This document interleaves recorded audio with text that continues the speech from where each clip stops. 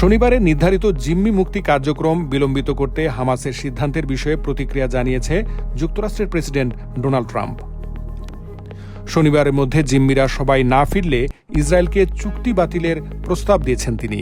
মঙ্গলবার ইসরায়েলের মন্ত্রিসভার জাতীয় নিরাপত্তা বিষয়ক কমিটির 4 ঘণ্টার সভা শেষে নেতানিয়াহু এক ভিডিও বিবৃতিতে ডোনাল্ড ট্রাম্পের প্রস্তাবকে স্বাগত জানিয়েছেন।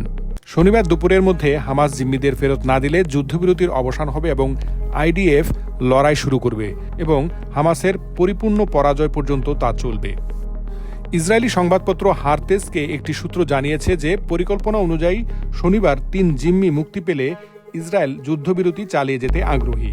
কিন্তু পরে পরিবহন মন্ত্রী ও মন্ত্রিসভার যুদ্ধ বিষয়ক কমিটির সদস্য মিরি রেগেভ সামাজিক মাধ্যম এক্সে লিখেছেন, আমরা পরিষ্কার সিদ্ধান্ত নিয়েছি, আমরা যুক্তরাষ্ট্রের প্রেসিডেন্ট ডোনাল্ড ট্রাম্পের বিবৃতিকে সমর্থন করছি।